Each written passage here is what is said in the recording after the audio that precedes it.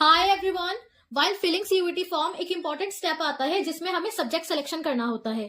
सो कौन से सब्जेक्ट हम चूज करें जिसके through maximum number of courses के लिए हम एलिजिबल हो जाएं।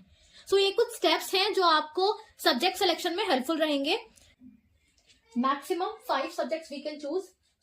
5 सब्जेक्ट हम चूज कर सकते हैं और इसमें सबसे पहले हमें यूनिवर्सिटीज की लिस्ट बनानी है जो सीयूईटी के अंडर आते हैं और जिसके लिए हम इंटरेस्टेड हैं।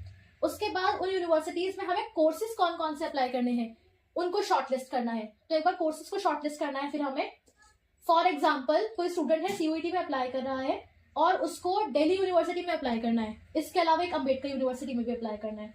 तो दोनों ही यूनिवर्सिटीज में उसने ये देखना है फिर मुझे कोर्सेज कौन से अप्लाई करने हैं और उस कोर्सेज के लिए क्या एलिजिबिलिटी है। और वो मैं एलिजिबिलिटी कहाँ चेक कर सकता हूँ? BOI में, बुलेटिन ऑफ इन्फॉर्मेशन। जैसे कि दिल्ली यूनिवर्सिटी का भी इंफॉर्मेशन बुलेटिन आउट हो गया है। CUET.NTA.NIC.in पर आपको यूनिवर्सिटीज की लिस्ट मिल जाएगी जो NTA ने जारी की है कि कौन कौन सी यूनिवर्सिटीज ऐसी हैं जो CUET का स्कोर एक्सेप्ट करती हैं।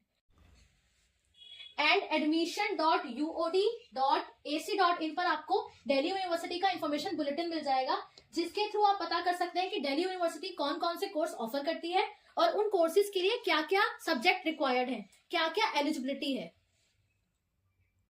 इन दोनों ही वेबसाइट का लिंक मैं आपको डिस्क्रिप्शन में शेयर भी कर दूंगी। फॉर एग्जाम्पल कोई कॉमर्स स्टूडेंट है जिसके पास 12th में maths, accounts, BSc, eco, English और फिजिकल एजुकेशन है और जो उसके प्रेफर्ड कोर्सेज हैं दिल्ली यूनिवर्सिटी में वो है BCom honours, BCom, eco honours, BMS, BBFIA, BBE and English honours. सवाल ये आता है कि वो कौन से सब्जेक्ट चूज करे। इसके लिए जरूरी है पहले वो कॉम्बिनेशन देखें। इंफॉर्मेशन बुलेटिन में जाकर हम चेक करें कि जिस कोर्सेज के लिए हम इंटरेस्टेड हैं उनकी क्या कॉम्बिनेशन रिक्वायर्ड है। जैसे कि हम देख सकते हैं BMS, BBFI, BBE इनके लिए हमें रिक्वायर्ड है 1 लैंग्वेज, मैथ्स या फिर applied maths, 1 domain and general aptitude test. ये कॉम्बिनेशन है। सेम इसी तरह कोई इको ऑनर्स के लिए अप्लाई करना चाहता है तो 1 language, maths and 2 domains required है। इसी तरह कोई इंग्लिश ऑनर्स करना चाहता है तो इंग्लिश एंड 3 डोमेन्स रिक्वायर्ड है। तो इन रिक्वायरमेंट को देखने के बाद हमें डिसाइड करना है कि हमने कौन से सब्जेक्ट चूज करने हैं।